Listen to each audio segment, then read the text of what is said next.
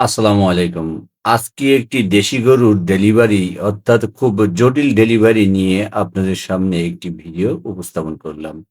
তো সেটা হলো খামারির ফোন পেয়েই যখন খামারির বাসায় যাই, যেয়েই দেখি বাচ্চাটা ভেতরে হাত দিয়ে দেখি খুব প্রসব বিঘ্ন অবস্থায় আছে অর্থাৎ ডিসপ্লেস হয়ে আছে।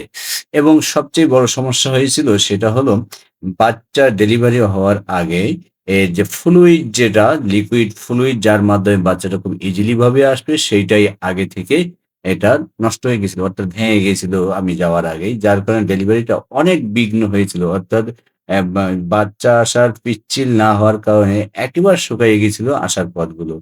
আর সবচাইতে এটার সমস্যা হয়েছিল গরুটি যখনই শুয়ে পড়ছিল তখনই প্রসব বিঘ্নটা সবচেয়ে বেশি হয়েছিল, মারাত্মক আকার হয়েছিল। কারণ গরু যদি দাঁড়িয়ে থাকে সেই অবস্থায় কিন্তু ডেলিভারিটা খুব ভালোভাবে স্মুথ ভাবে এবং সহজভাবে করা সম্ভব হয়।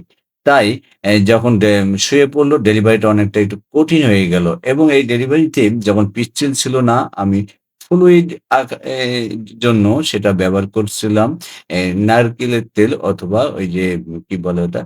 ডিম, ডিম ভেঙে তার সাদা অংশটা নিয়ে কিন্তু এটা ব্যবহার করছি ডেলিভারিতে।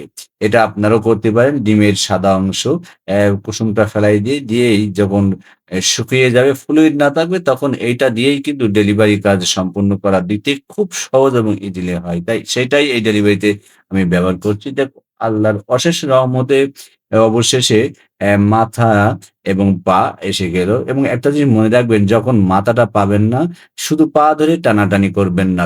সেই অবস্থায় কি করে মাথার পজিশনটা আগে ভালো করে নিয়ে এবং প্রয়োজনে সম্ভব হলে মাথাটা ধরে যদি বাইরে আগে আনতে পারেন, তারপর সামনের পা দুটো নিয়ে আসবেন।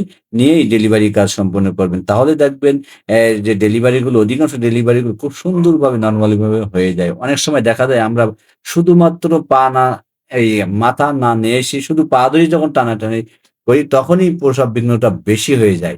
তাই আমরা যখন খুব জটিল আকার হবে ডেলিভারি, অভিজ্ঞতা সম্পন্ন কাউকে ডেকে আমরা এই ডেলিভারি কাউকে ডেকে আমরা ডেলিভারি কাজ সম্পন্ন করব। নিজেরা যদি না পারি রিস্ক নেব না।